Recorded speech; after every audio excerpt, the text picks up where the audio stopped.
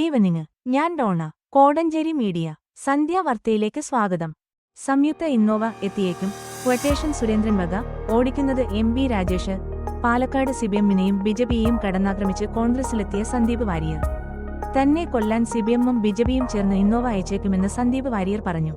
പാണക്കാട്ട് സന്ദർശനം നടത്തിയ ശേഷം മാധ്യമങ്ങളോട് സംസാരിക്കുകയായിരുന്നു അദ്ദേഹം. സിപിഎം ബിജെപി സംയുക്ത ഇന്നോവ തന്നെ കൊല്ലാനായി അയക്കുമോ എന്ന് ഭയപ്പെടുകയാണെന്ന് സന്ദീപ് പറഞ്ഞു. ആ ഇന്നോവ ഓടിക്കുന്നത് മന്ത്രി എം ബി രാജേഷ് ആണെങ്കിൽ ക്വട്ടേഷനുമായി വരുന്നത് ബിജെപി അധ്യക്ഷൻ കെ സുരേന്ദ്രനായിരിക്കും. ഈ രണ്ടു കൂട്ടരുമാണ് കേരളത്തിലെ രാഷ്ട്രീയം മുഴുവൻ നടത്തിക്കൊണ്ടിരിക്കുന്നത്. പാലക്കാട്ട് തിരഞ്ഞെടുപ്പും അതുപോലെയാണ് നടക്കുന്നത്. കേരളത്തിലെ ജനങ്ങൾ ഇതൊക്കെ കാണുന്നുണ്ട്. തന്നെ എന്തൊക്കെ ആക്ഷേപിച്ചാലും അത് സിപിഎമ്മിലേക്കും ബിജെപിയിലേക്കും തന്നെ ചെന്നെത്തും. വെറുപ്പിന്റെയും വിദ്വേഷത്തിന്റെയും ഫാക്ടറിയിൽ പ്രവർത്തിച്ച് മനസ്സും അടുത്താണ് കോൺഗ്രസിലേക്ക് വന്നത്. അധികാരം മോഹിച്ചല്ല, വിശ്വസിച്ച പ്രത്യയ ശാസ്ത്രത്തെ എന്നേക്കുമായി ഉപേക്ഷിച്ചാണ് വന്നിരിക്കുന്നത്. സന്ദീപിന് കോൺഗ്രസ് പാർട്ടിയിൽ വലിയ കസേര കിട്ടട്ടെ എന്നാണ് കെ സുരേന്ദ്രൻ പറയുന്നത്. ഞാൻ ഇരിക്കുന്ന കസേരയുടെ മഹത്വം സുരേന്ദ്രൻ അറിയില്ല.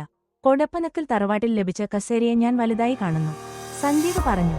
കോഴിക്കോട്ട് ഹർത്താലിനിടെ സംഘർഷം, വാഹനങ്ങൾ തടഞ്ഞു, കടകൾ അടപ്പിച്ചു, 6 പേർ അറസ്റ്റിൽ. കോഴിക്കോട് ചേവായൂര് സഹകരണ ബാങ്ക് തിരഞ്ഞെടുപ്പിലെ സംഘർഷത്തെ തുടർന്ന് കോഴിക്കോട് ജില്ലയില് കോൺഗ്രസ് പ്രഖ്യാപിച്ച ഹർത്താലിനിടെ സമരാനുകൂലികളും പോലീസും തമ്മിൽ സംഘർഷം.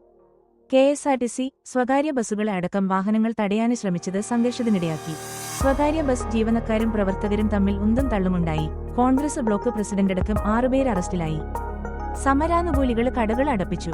ജനങ്ങൾ ഹർത്താലുമായി സഹകരിച്ചെങ്കിലും സിപിഎം അനുഭാവമുള്ള പോലീസുകാരാണ് സംഘർഷമുണ്ടാക്കിയതെന്ന് കോൺഗ്രസ് നേതാക്കൾ ആരോപിച്ചു. കാലങ്ങളായി കോൺഗ്രസ് ഭരിച്ചിരുന്ന ചേവായൂർ സർവീസ് സഹകരണ ബാങ്കിൽ ഇന്നലെ നടന്ന തിരഞ്ഞെടുപ്പിൽ കോൺഗ്രസ് സിപിഎം പ്രവർത്തകർ തമ്മിൽ കനത്ത സംഘർഷമാണുണ്ടായത്.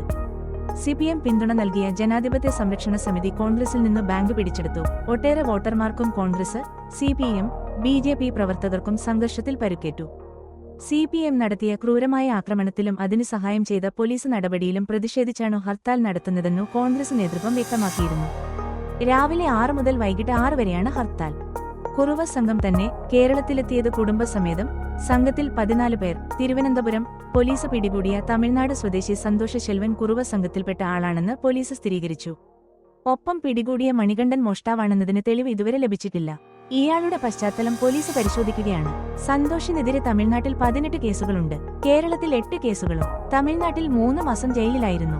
കേരള പോലീസ് കൈമാറിയ CCTV ദൃശ്യങ്ങൾ പരിശോധിച്ച തമിഴ്നാട് പോലീസാണ് സന്തോഷാണ് ആലപ്പുഴയിൽ മോഷണം നടത്തിയതെന്ന് ഉറപ്പിച്ചത്. നെഞ്ചിലെ പച്ചകുത്തിയ പാടാണ് സന്തോഷിനെ തിരിച്ചറിയാൻ സഹായിച്ചത്. മോഷ്ടാക്കളുടെ CCTV ദൃശ്യങ്ങൾ പരിശോധിച്ചപ്പോൾ ഒരാൾ നെഞ്ചിൽ പച്ചകുത്തിയത് തിരിച്ചറിഞ്ഞു. തമിഴ്നാട് പോലീസ് നൽകിയ കുറുവ സംഘത്തിലെ ക്രിമിനലുകളുടെ ഫോട്ടോകളിലും പച്ചകുത്തിയ ഒരാളിന്റെ ഫോട്ടോയുണ്ടായിരുന്നു. പാല, ചങ്ങനാശ്ശേരി, പൊൻകുന്നം എന്നിവിടങ്ങളിൽ സന്തോഷിനെതിരെ കേസുണ്ട്. കുട്ടവഞ്ചിയിൽ മീൻപിടിക്കുന്നവരെന്ന വ്യാജേനയാണ് കുറുവ മോഷണ സംഘം പല സ്ഥലങ്ങളിലും താമസിക്കുന്നതെന്നു പോലീസ് പറഞ്ഞു. കുടുംബസമേതമാണ് കുറുവ സംഘം കേരളത്തിലെത്തിയത്. 14 പേരാണ് മോഷണ സംഘത്തിലുള്ളത്. 3 പേരെയാണ് പോലീസിന് തിരിച്ചറിയാൻ കഴിഞ്ഞത്. മറ്റുള്ളവരെ കണ്ടെത്താൻ ശ്രമം നടക്കുകയാണ്. മോഷണത്തിന് പോകുമ്പോൾ കുറുവ സംഘം മൊബൈൽ ഉപയോഗിക്കാറില്ല.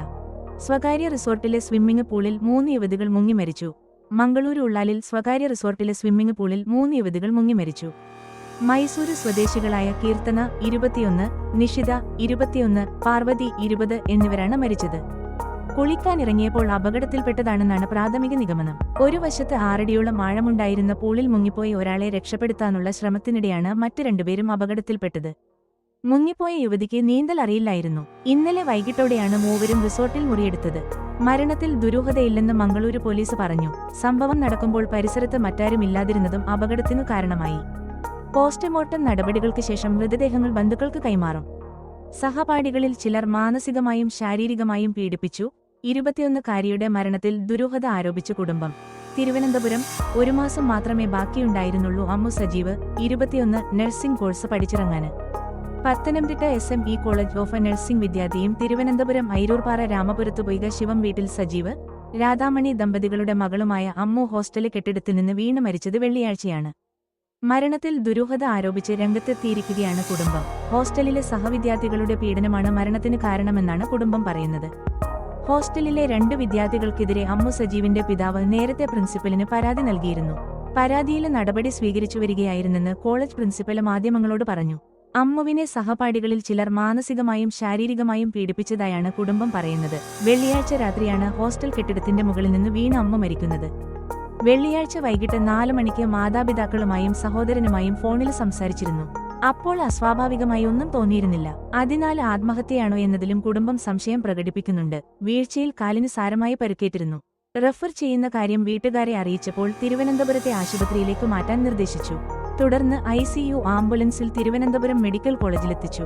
പരിശോധനയിൽ മരണം സ്ഥിരീകരിക്കുകയായിരുന്നു. കുടുംബത്തിന്റെ ആരോപണങ്ങൾ പോലീസ് പരിശോധിക്കുന്നുണ്ട്. പോലീസ് അന്വേഷണത്തിൽ സത്യം പുറത്തുവരട്ടെയെന്ന് കോളേജ് പ്രിൻസിപ്പൽ മാധ്യമങ്ങളോട് പറഞ്ഞു. മഞ്ഞപ്പിത്തം. കോഴിക്കോട് ബീച്ചിലെ അനധികൃത വഴിയോര കച്ചവടങ്ങൾ ഒഴിപ്പിച്ചു. കോഴിക്കോട് തലശ്ശേരി സ്വദേശികളായ സഹോദരങ്ങൾ കഴിഞ്ഞ ദിവസം മഞ്ഞപ്പിത്തം ബാധിച്ച് മരിച്ച സാഹചര്യത്തില് കോഴിക്കോട് ബീച്ചിലെ ആരോഗ്യവകുപ്പ് അധികൃതർ വ്യാപക പരിശോധന നടത്തി. മരിച്ചവർക്ക് മഞ്ഞപ്പിത്തം ബാധിക്കാനിടയായത് കോഴിക്കോട് നിന്ന് ഭക്ഷണം കഴിച്ചതിനാലാണെന്ന് പരാതി ഉയർന്ന സാഹചര്യത്തിലാണ് നടപടി. Corporation health officer doctor Munavar റഹ്മാന്റെ നേതൃത്വത്തില് 4 സ്ക്വാഡുകളായാണ് പരിശോധന നടത്തിയത്. ബീച്ചിലെ ഓപ്പൺ സ്റ്റേജ് പരിസരത്തും south beach, but road, Puthiyangadi ഭാഗങ്ങളിലും ആരോഗ്യവകുപ്പ് അധികൃതരുടെ പരിശോധന നടന്നു. അനധികൃത കടകളെല്ലാം നീക്കാൻ നിർദ്ദേശം നൽകി.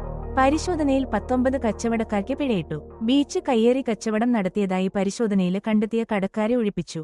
പന്തലും മേശയും കസേരകളുമിട്ടായിരുന്നു നിരവധി പേർ അനധികൃത കച്ചവടം നടത്തിയിരുന്നത്. ബീച്ചിനടുത്തുള്ള ഇത്തരത്തിലുള്ള കച്ചവട സ്ഥാപനങ്ങളെല്ലാം ആരോഗ്യ വിഭാഗം പൊളിച്ചുമാറ്റി. വണ്ടിയിൽ കച്ചവടം ചെയ്യുന്നതിന് മാത്രം ലൈസൻസ് ഉള്ളവര് കടലോരത്ത് പൂഴിയില് പന്തല് കെട്ടി കച്ചവടം ചെയ്തതാണ് നീക്കിയത്. ഇവ നീക്കാൻ നേരത്തെ നോട്ടീസ് നൽകിയിരുന്നു. എന്നാൽ വ്യാപാരികൾ കടകൾ പൊളിച്ചു നീക്കിയിരുന്നില്ല.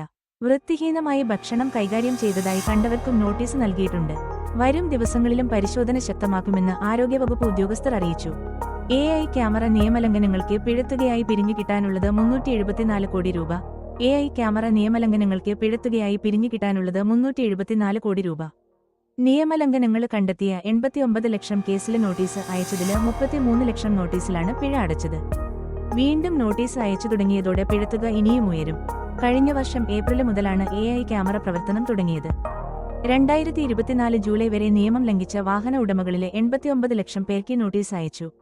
എന്നാൽ ഇതില് 33 ലക്ഷം നോട്ടീസിലാണ് പിഴ അടച്ചത്. 467 കോടി രൂപയുടെ പിഴത്തുകയില് വെറും 93 കോടി രൂപ മാത്രമാണ് പിഴയായി അടച്ചത്. ഇനി 374 കോടി രൂപ വാഹന ഉടമകള് പിഴയായി അടയ്ക്കാനുണ്ട്. കൂടുതലും ഹെൽമറ്റ്, സീറ്റ് ബെൽറ്റ് ധരിക്കാത്തവയാണ് കേസുകളാണ്. ധനവകുപ്പ് എല്ലാ 3 മാസം കൂടുമ്പോഴും AI ക്യാമറ നടത്തിപ്പ് ഇനത്തില് 11.5 കോടി രൂപ കെൽട്രോണിന് നൽകണം. കഴിഞ്ഞ 4 മാസമായി ഈ തുക മുടങ്ങിയതിനാല് നോട്ടീസ് കെൽട്രോൺ അയക്കുന്നില്ലായിരുന്നു. കഴിഞ്ഞ ആഴ്ച കുടിശ്ശിക ധനവകുപ്പ് നൽകി. ഇതോടെ വീണ്ടും കെൽട്രോണ് പിഴ നോട്ടീസ് അയച്ചു തുടങ്ങി. ഇതോടെ പിഴ അടയ്ക്കേണ്ട തുക ഇനിയും ഉയരും. ഇത് അടച്ചില്ലെങ്കിൽ നിയമ നടപടികൾ സ്വീകരിക്കുമെന്നാണ് മോട്ടോർ വാഹന വകുപ്പ് മുന്നറിയിപ്പ്. സെന്റ് മേരീസ് ഹയർ സെക്കൻഡറി സ്കൂളിൽ സ്കൗട്ട് ആൻഡ് ഗൈഡ്സ് വിഭാഗത്തിന്റെ ത്രിദിന ക്യാമ്പ് സംഘടിപ്പിച്ചു. കൂടത്തായി സെന്റ് മേരീസ് ഹയർ സെക്കൻഡറി സ്കൂളിൽ സ്കൗട്ട് ആൻഡ് ഗൈഡ്സ് വിഭാഗത്തിന്റെ ത്രിദിന ക്യാമ്പ് സംഘടിപ്പിച്ചു.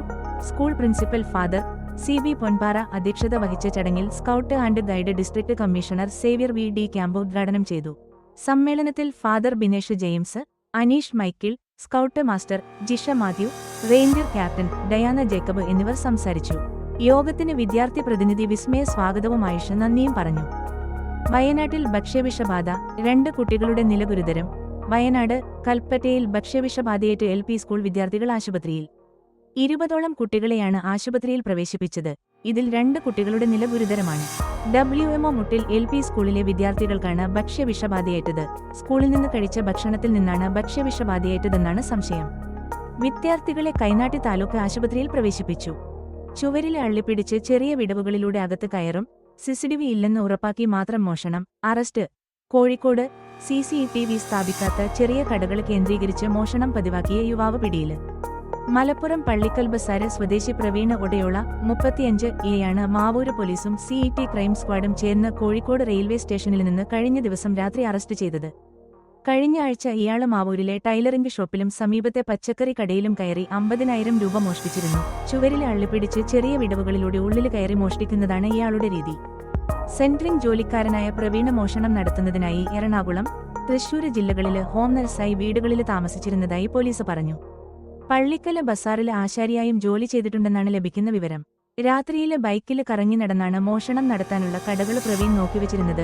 പെൻസില് ടോർച്ചിന്റെ വെളിച്ചത്തില് ആയുധങ്ങൾ ഉപയോഗിച്ച് മേശ കുത്തിത്തുറന്നാണ് മോഷണം നടത്തിയിരുന്നത്. ഹോം നഴ്സായി ജോലി ചെയ്തിരുന്ന സമയത്ത് ചാലക്കുടിയിലെ 20ഓളം കടകളില് സമാനമായ രീതിയില് ഇയാള് മോഷണം നടത്തിയതായി തെളിഞ്ഞിട്ടുണ്ട്. മാവൂര് SC സലിം മുട്ടത്ത്, CET ക്രൈം സ്ക്വാഡ് അംഗങ്ങളായ ഹാദില് കുന്നുമ്മല്, A പ്രശാന്ത് കുമാര്, ഷാബി പറമ്പത്ത്, ഷഹീര് പെരുമണ്ണ തുടങ്ങിയവര് ഉൾപ്പെട്ട സംഘമാണ് പ്രവീണിനെ പിടികൂടിയത്. നിര്യാതനായി കോടഞ്ചേരി ചെമ്പുകടവ് ചിങ്ങംതോട്ടത്തിൽ കുര്യൻ 60 നിര്യാതനായി. സംസ്കാരം ഇന്ന് ഞായർ വൈകിട്ട് 4-ന് ചെമ്പുകടവ് സെന്റ് ജോർജ് പള്ളി സെമിത്തേരിയിൽ നടന്നു. ഭാര്യ ഡെയ്സി നെടുങ്കല്ലേൽ കുടുംബാംഗം. മക്കൾ ജോൺസ്, അൽഫോൻസ, മരുമകൻ ജസ്റ്റിൻ മതിരപ്പള്ളിൽ. വാർത്തകൾ കഴിഞ്ഞു. നമസ്കാരം. വാർത്തകളും പരസ്യങ്ങളും അറിയിക്കുവാൻ വേണ്ടി കോടഞ്ചേരി മീഡിയ അഡ്മിന്മാരെ ബന്ധപ്പെടാവുന്നതാണ്.